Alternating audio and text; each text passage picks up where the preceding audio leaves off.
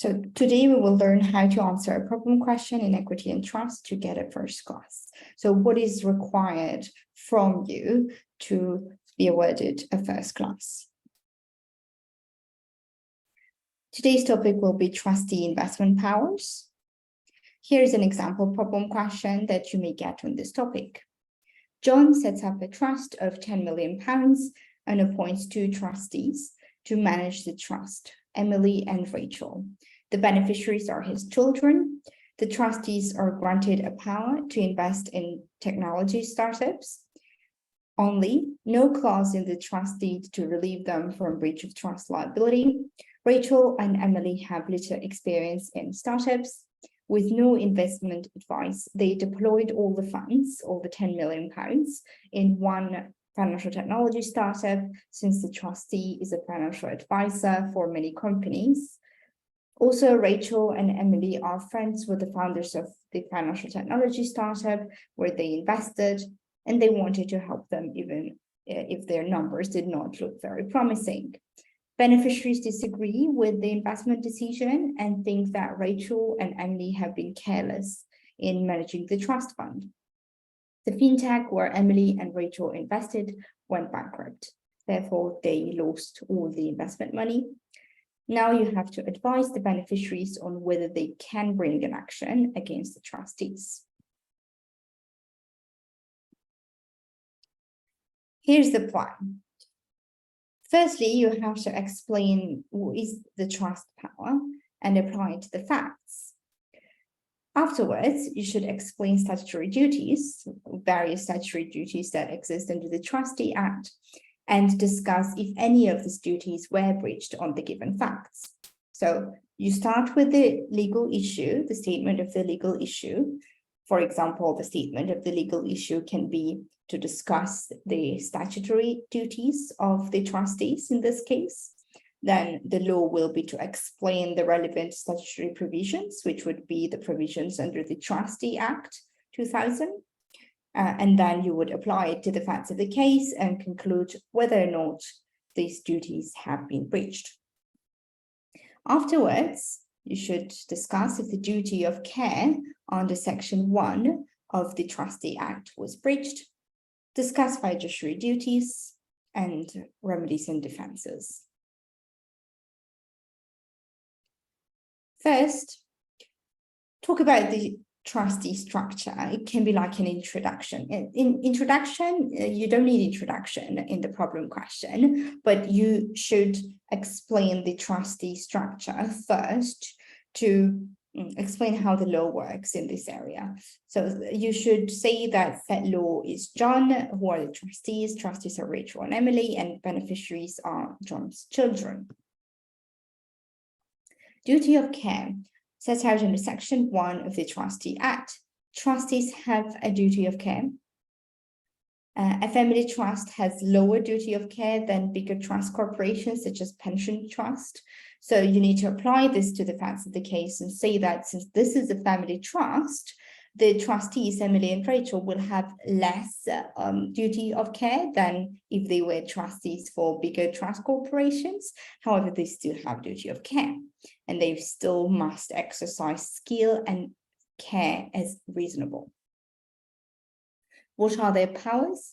That's set out under Trustee Act 2000.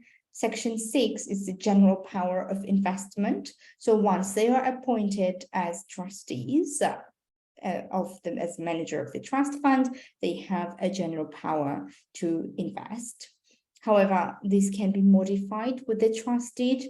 In this case, we don't have the information about the trust deed, so we're just going to apply the statute. If we had the information about trust deed that was different from what the statute is saying, then you should mention that the trust deed should be applied instead. Power to invest as if they were the owner of the fund. So they have unlimited power to invest under Section 3. They can invest as if they were the owner of this money. However, there are some duties. Investment shall take place considering the fundamental duties. Duty to act in the best interests of the present and future beneficiaries. and duty to avoid any conflict between their duties and personal interests. So you need to then apply the law to the facts of the case. Here, trustees invested all the money of the trust fund in one financial technology startup without promising numbers. Although they had a right to invest under Section 3, they had to invest within the best interests of the beneficiaries.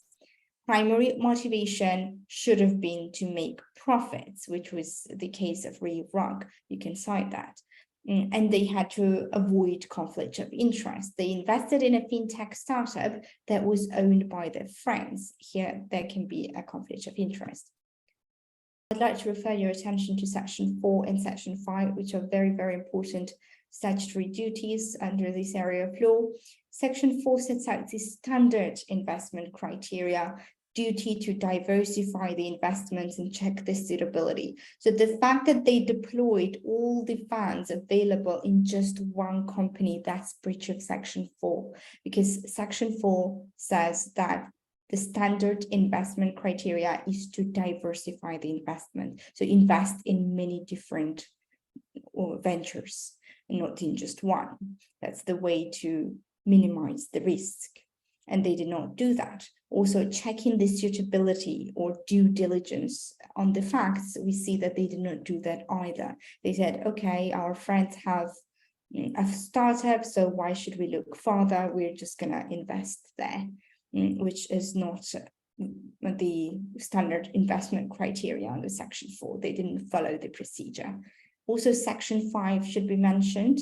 Trustees shall consider if the investment is appropriate, considering the requirement to diversify the investment. So the fact that they did not diversify the investment and they invested in their friend's startup, is that appropriate in the given circumstances? Should not be.